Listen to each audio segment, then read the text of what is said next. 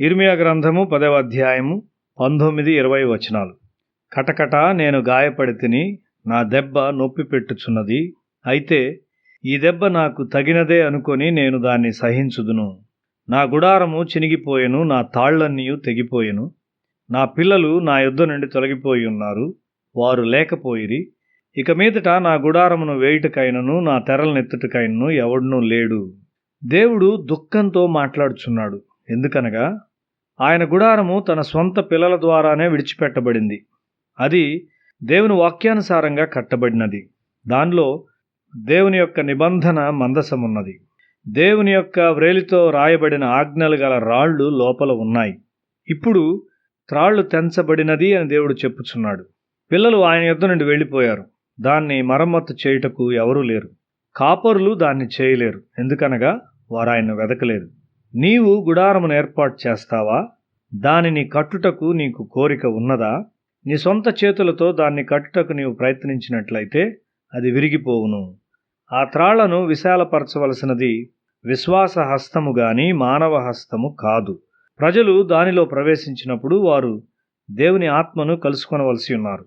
హృదయమును నిమ్మళపరచు ఆత్మ అక్కడ ఉండవలసి ఉన్నది. గుడారమును నిలబెట్టుటకు సామర్థ్యము గలవాడెవడు? దేవుని భయం గల ప్రజలు దాన్ని చేయగలరు. ఒక ఆరాధనా స్థలమునకు ప్రార్థన లేకుండా మనం వెళ్ళకూడదు. నీవు దేవుని సన్నిధిని నీతో తీసుకుని వెళ్ళవలసి ఉన్నావు. నీ చుట్టూ ఉండు ప్రజలు అజాగ్రత్త పరులుగా ఉండకూడదు.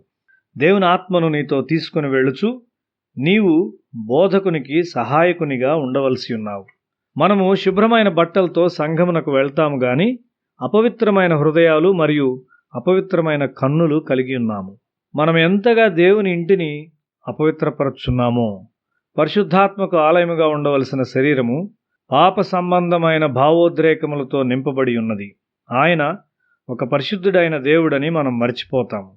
నీ వస్త్రధారణ గూర్చి ప్రతిదాన్ని గూర్చి నీవు తక్కువ గ్రహింపు కలిగి ఉన్నావు. అయితే నీవు ఒక పరిశుద్ధుడైన దేవుని ముందు ఉన్నావని జ్ఞాపకం ఉంచుకో. నీవు రోగి అయిన నీ బిడ్డను గూర్చి లేక తప్పిపోయిన నీ బంధువును గూర్చి నీవు జ్ఞాపకం ఉంచుకొనగలవు. దేవుడు నీ కేకను వింటాడు. కొన్నిసార్లు మనం పోట్లాడుకొని దేవుని ఇంట్లోనికి వెళ్తాము.